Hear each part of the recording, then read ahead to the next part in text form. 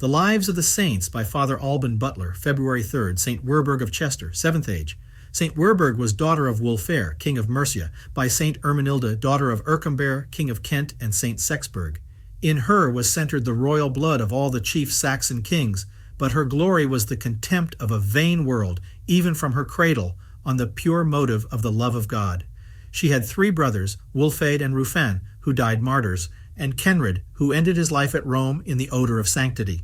Her father, Wulfhere, resided near Stone in Staffordshire. His eldest brother, Peda, had begun to plant the faith in Mercia. Wulfhere promised at his marriage to extirpate the remains of idolatry and was then a Christian, but worldly motives made him delay the performance of his promise. Ermenilda endeavored to soften the fierceness of his temper, but she found it a far more easy task to dispose the minds of her tender nursery to be faithful to divine grace, and under her care all her children grew up fruitful plants in the garden of the saints. Werburgh excelled the rest in fervor and discretion. She was humble, obedient, and meek, never failed of assisting with her mother at the daily performance of the whole church office, besides spending many hours on her knees in private devotion in her closet. She eagerly listened to every instruction and exhortation of piety. At an age in which youth is the fondest of recreations, pleasures, and vanities, she was always grave, reserved, and mortified. She was a stranger to any joy but that which the purity of her conscience afforded her, and in holy compunction bewailed before God, without ceasing, her distance from him and her other spiritual miseries. She trembled at the thought of the least danger that could threaten her purity. Fasting and prayer were her delight, by which she endeavored to render her soul acceptable to her heavenly bridegroom. Her beauty and her extraordinary qualifications, rendered more conspicuous by the greater luster of her virtue, drew to her many suitors for marriage. But a mountain might sooner be moved than her resolution shaken. The prince of the West Saxons waited on her with rich presents, but she refused to accept them or listen to his proposals, saying she had chosen the Lord Jesus, the Redeemer of mankind, for the spouse of her soul, and had devoted herself to his service in the state of virginity. But her greatest victory was over the insidious attempts of Werburgh, a powerful, wicked knight of her father's court. The king was greatly indebted to the valor and services of this knight for his temporal prosperity, and entertained a particular affection for him. The knight, sensible of this, and being passionately fond of Werburgh, made use of all his interest with the king to obtain his consent to marry her, which was granted on condition he could gain that of the royal virgin. Queen Ermenilda and her 2 sons, Wulfhere and Ruffin, were grievously afflicted at the news. These 2 princes were then upon their conversion to Christianity, and for this purpose resorted to the cell of St. Chad, Bishop of Lichfield, under pretense of going a-hunting. For the saint resided in a hermitage, situate in a forest. By him they were instructed in the faith and baptized. Werburgh, finding them an obstacle to his design, contrived their murder, for which he is said to have moved the father to give an order in a fit of passion, by showing him the young princes returning from the bishop, and incensing him against them by slanders. For the king was passionate, and had been likewise prevailed on by his perfidious minister to countenance and favor idolatry. Werburgh died miserably soon after, and Wulfhere no sooner heard that the murder was perpetrated, but, stung with grief and remorse, he entered into himself, did great penance, and entirely gave himself up to the advice of his queen and St. Chad. He destroyed all the idols, converted their temples into churches, founded the Abbey of Peterborough and the Priory of Stone, where the 2 martyrs were buried, and exceedingly propagated the worship of the true God by his zealous endeavors and example. Werburgh, seeing this perfect change in the disposition of her father, was no longer afraid to disclose to him her earnest desire of consecrating herself to God in a religious state of life.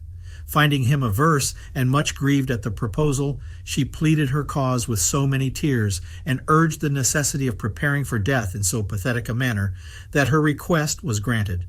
Her father even thanked God with great humility for so great a grace conferred on her, though not without many tears, which such a sacrifice cost him.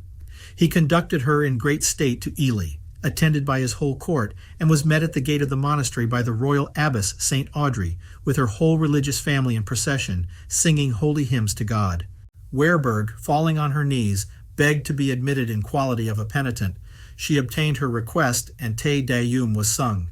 She went through the usual trials with great humility and patience, and with joy exchanged her rich coronet, purple, silks, and gold, for a poor veil and a coarse habit, and resigned herself into the hands of her superior, to live only to Christ. King Wulfhere, his 3 brothers, and Egbright or Egbert, king of Kent, and Adolf, king of the East Angles, together with the great lords of their respective states, were present at these her solemn espousals with Christ, and were entertained by Wulfhere with a royal magnificence.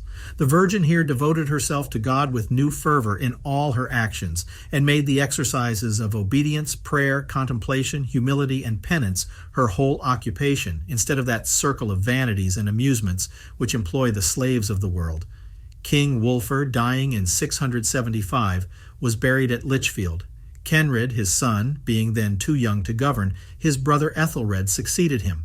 St. Erminild was no sooner at liberty, but she took the religious veil at Ely under her mother St. Seaxburh, at whose death she was chosen 3rd Abbess, and honored in England among the saints on the 13th of February. Her daughter St. Werburgh, at her uncle King Ethelred's persuasion, left Ely to charge herself, at his request, with the superintendency of all the houses of religious women in his kingdom, that she might establish in them the observance of the most exact monastic discipline.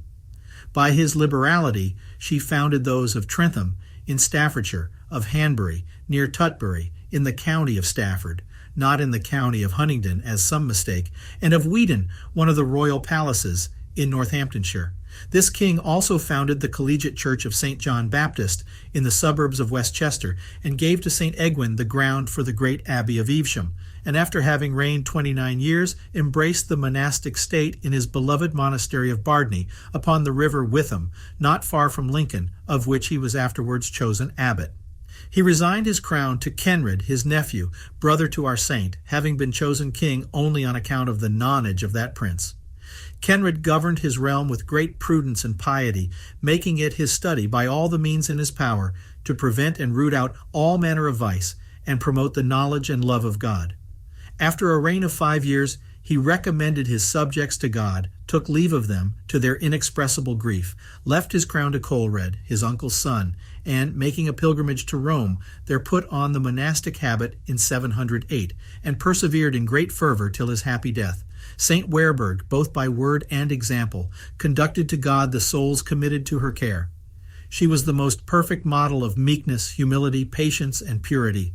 Besides the church office, she recited every day the Psalter on her knees, and after matins remained in the church in prayer, either prostrate on the ground or kneeling till daylight, and often bathed in tears. She never took more than 1 repast in the day, and read with wonderful delight the lives of the fathers of the desert. She foretold her death, visited all places under her care, and gave her last orders and exhortations. She prepared herself for her last hour by ardent invitations of her heavenly bridegroom and languishing aspirations of divine love, in which she breathed forth her pure soul on the 3rd of February at Trentham, about the end of the 7th century. Her body, as she had desired, was interred at Hanbury. 9 years after, in 708, it was taken up in presence of King Coelred, his council, and many bishops, and being found entire and uncorrupt, was laid in a costly shrine on the 21st of June. In 875 her body was still entire. When, for fear of the Danish pirates, who were advanced as far as Repton, in the county of Derby, a royal seat, not Ripon, as Guthrie mistakes, within 6 miles of Hanbury, in the county of Stafford, her shrine was carried to West Chester, in the reign of King Alfred, who, marrying his daughter Elfleda to Ethelred, created him 1st Earl of Mercia, after the extinction of its kings. This valiant earl built, and endowed with secular canonries, a stately church, as a repository for the relics of St. Werburgh, which afterwards became the cathedral. His lady rebuilt other churches walled in the city, and fortified it with a strong castle against the Welsh. The great kings, Athelstan and Edgar, devoutly visited and enriched the church of St. Werburgh. In the reign of St. Edward, the confessor Leofric, Earl of Mercia, and his pious wife, Goditha, rebuilt many churches and monasteries in those parts, founded the Abbeys of Lyonesse, near Hereford, also that of Coventry, which city this earl made free. At Chester they repaired the collegiate church of St. John, and out of their singular devotion to St. Werburgh, rebuilt her minster in a most stately manner. William the Conqueror gave to his kinsman and most valiant knight, Hugh Lupus, the earldom of Chester, with the sovereign dignity of a palatinate, on condition he should win it. After having been thrice beaten and repulsed, he at last took the city and divided the conquered lands of the country among his followers. In 1093, he removed the secular canons of St. Werburgh and in their stead placed monks under an abbot brought over from Bec in Normandy. Earl Richard, son and heir to Lupus, going in pilgrimage to St. Winfrid's at Holywell, attributed to the intercession of St. Werburgh his preservation from an army of Welshmen, who came with an intention to intercept him, in memory of which his constable, William, gave to her church the village of Newton, and founded the Abbey of Norton on the Dee, at the place where his army miraculously forded that great river to the succor of his master, which place is still called Constable Sands, says Bradshaw. The same learned author relates from the third book of the Passionary of the Abbey many miraculous cures of the sick and preservations of that city from the assaults of the Welsh, Danes, and Scots, and in 1180 from a terrible fire, which threatened to consume the whole city, but was suddenly extinguished when the monks carried in procession the shrine of the Virgin in devout prayer. Her body fell to dust soon after its translation to Chester. These relics being scattered in the reign of Henry VIII, her shrine was converted into the episcopal throne in the same church, and remains in that condition to this day. This monument is of stone, 10 feet high, embellished with 30 curious antique images of kings of Mercia and other princes, ancestors, or relations of this saint.